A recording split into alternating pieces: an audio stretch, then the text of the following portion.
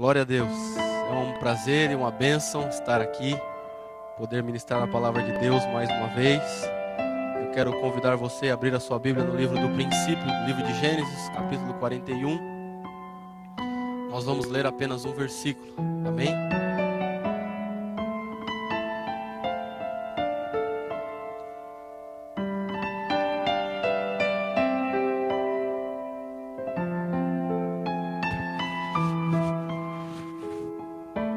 Todos acharam?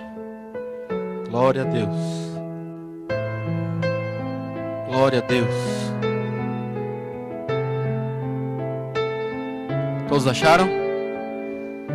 E chamou José o nome do primogênito Manassés, porque disse: Deus me fez esquecer de todo o meu trabalho e de toda a casa de meu pai. Amém? Vamos repeti-lo todos juntos? 1, 2, 3. E chamou José o nome do primogênito Manassés, porque disse: Deus me fez esquecer de todo o meu trabalho e de toda a casa de meu pai.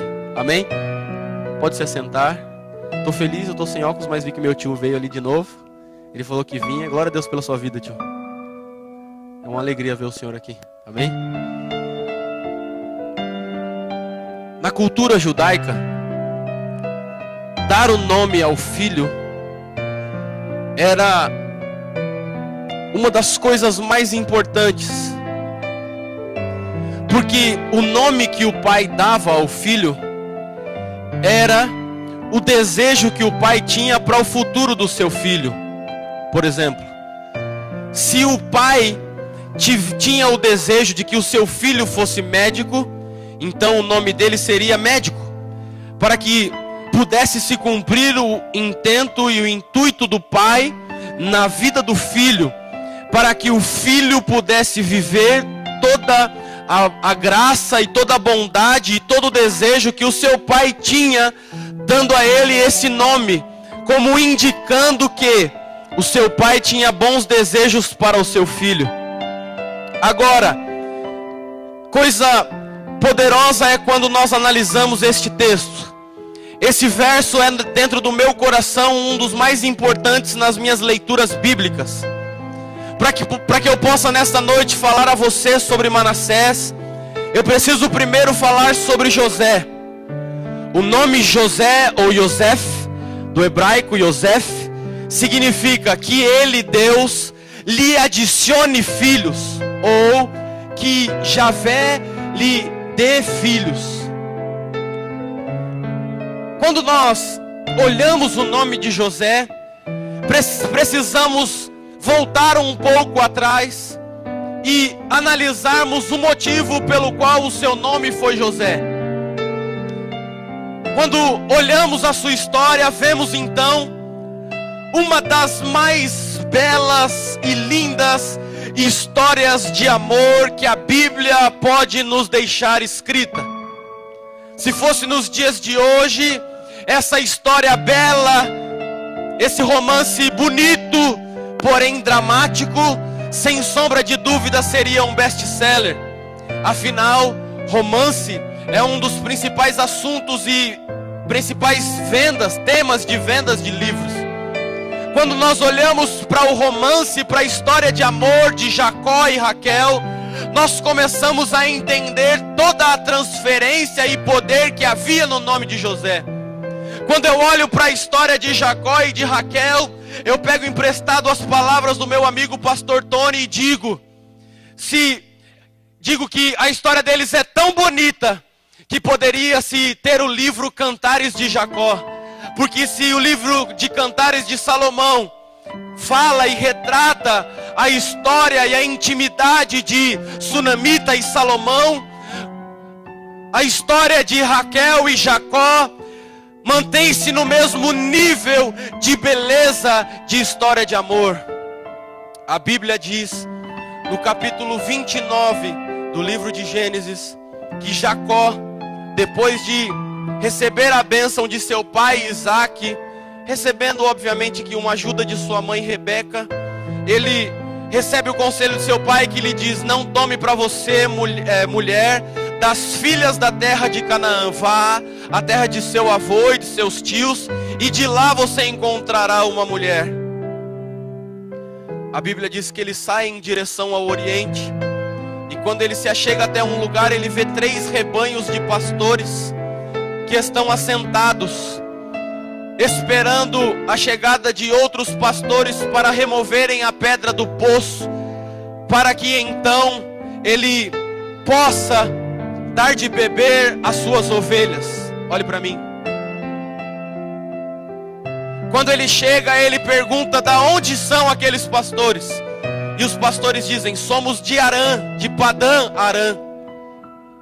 Jacó faz uma outra pergunta: porventura vocês conhecem um homem chamado Labão? E eles disseram: sim, conhecemos. Inclusive está vindo ali a filha dele, que se chama Raquel e que também é pastora. A Bíblia diz que quando Jacó viu Raquel, ele foi e sozinho tirou a pedra para dar água de beber às ovelhas de Raquel. O que não faz a paixão, irmãos? Que paixão! A Bíblia diz que depois que ele fez isso, ele deu um beijo nela. Ele deu um beijão nela. Glória a Deus. E sabe o que ela fez? Chorou. Eu imagino que talvez porque Jacó estava correndo de seu irmão, saindo da casa de seu pai, talvez ele não tenha escovado os dentes. Aí então ela chorou. Mas ela disse para ele: bom, não vamos ficar aqui, vamos à casa de meu pai, que eu preciso te anunciar que você veio. Quando ele chega, vai conversar com Labão. Labão diz: não, tudo bem, você é muito bem-vindo. E Jacó diz: o maior intuito e alvo do coração dele era Raquel. Ele diz: eu quero me casar com a sua filha. Acho que Labão disse: mas você nem desarrumou as malas, já está querendo fazer casamento? Mas tudo bem, eu quero que você trabalhe para mim, mas eu vou pagar todo o seu trabalho. Agora, todas as vezes em que nós lermos na Bíblia falando de Labão, nós vamos e temos que entender que Labão representa Satanás, sempre com segundas intenções, querendo nos seduzir para depois querer também assim nos enganar. Foi o que Jacó fez com Labão. A Bíblia diz, foi o que Labão fez com Jacó, melhor dizendo. Jacó então trabalha 7 anos para pagar o seu amor, para poder casar-se com Raquel. E quando ele termina os 7 anos, a Bíblia diz que fazem uma cerimônia e ele deita-se com uma mulher, mas quando ele acorda no outro dia, não era Raquel, era Lia. Porque na tradição judaica, quem tinha que casar era primeiro a filha mais velha, e Lia era a filha mais velha, Raquel a mais nova. Tudo bem, a Bíblia diz no capítulo 30 e verso 22 de Gênesis, que Jacó amava tanto Raquel que ele trabalhou os 7 anos como se fossem poucos dias. Porque o poder do amor é tão poderoso que o apóstolo Paulo disse em 1 Coríntios 13 que de tudo, o único dom que vai perdurar é o do amor. O amor faz com que você passe por todas as circunstâncias, adversidades, e mantenha-se de pé, e mantenha-se no seu relacionamento de pé, e mantenha-se dentro da igreja de pé, porque você ama a Deus. Agora, ele casa-se com Raquel. Só que Raquel tem um problema. Capítulo 30 e verso 1, ela dá um grito de desespero.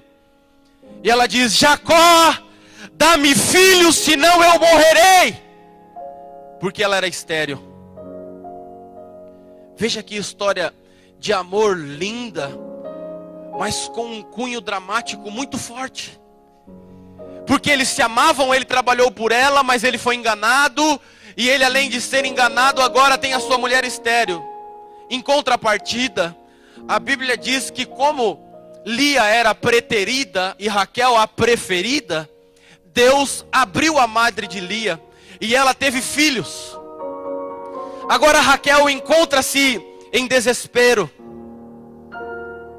encontra-se precisando de que Deus responda ao clamor dela. No verso 22 do capítulo 30, a Bíblia diz que Deus se lembrou dela. Que Deus se lembrou de Raquel e deu a ela um filho. E o nome que ela deu ao seu filho, qual foi? Diga, José. Diga forte, José. Agora, por que ela colocou o nome dele de José? Porque naturalmente o pai, como eu já disse, na cultura judaica, o pai queria dar o nome do filho de acordo com aquilo que ele queria que o seu filho fosse no futuro. No caso de Raquel, eu tenho certeza que todos os dias ela pensava: quando eu tiver um filho, ele vai se chamar José. Por quê? Porque quando ela colocou o nome de José, ela estava transferindo os sonhos dela para o filho dela. Qual era o sonho dela, já que ela era estéril? Ser mãe. E ela coloca o nome do seu filho agora de que Deus lhe adicione filhos, que Javé lhe acrescente filhos. Ela transfere o sonho dela para o seu filho, porque assim é um pai e uma mãe. Quando ele não vive na sua vida todos os sonhos que ele queria, automaticamente a oração dele começa a ser: Deus, eu estou firme na sua presença, mas eu te peço agora, já que o Senhor não realizou todos os meus sonhos, realiza pelo menos os do meu filho. Foi isso que Raquel fez. Ela transferiu todo o sonho, todo o desejo, toda a vontade que ela tinha em sua vida de ter filhos. Ela agora não queria que o seu filho passasse pelo mesmo caminho que ela. Ela queria que o seu filho tivesse filhos, que ele fosse abençoado e vivesse completamente diferente do que ela havia vivido. Porque assim são os pais. Eles, como já passaram por muitas pedras, querem nos ensinar o caminho das pedras, para que nós não caiamos nos mesmos erros que eles caíram, para nos ensinar a chegar mais longe em menos tempo. Esse era o nome de José. José era o primeiro filho de uma relação de amor. José é o ápice do relacionamento entre Jacó e Raquel. José é a resposta das orações daquela mulher que constantemente orava pedindo a Deus um filho. José era o resultado de ter depositado a fé num Deus que nunca falha. José é o resultado de que Deus prova, mas ainda tem nas mãos uma caneta para aprovar cada um dos seus filhos. Essa é a plataforma que eu quero dar para que você entenda o que eu vou começar a pregar agora. Este era o significado do nome de José. O resultado de uma relação encharcada, embebecida de amor, de cumplicidade, de paixão do seu pai e de sua mãe. Agora, José cresce. E como todos nós sabemos, com 17 anos ele é vendido pelos seus irmãos. Tem toda uma história de luta e de dificuldade. Tem uma história de adversidade. Porque todos nós que temos sonhos, precisamos passar por caminhos que vão machucar os nossos pés, para guardarmos em nosso coração e na nossa mente que Deus nos livrou de tudo aquilo que nós passamos.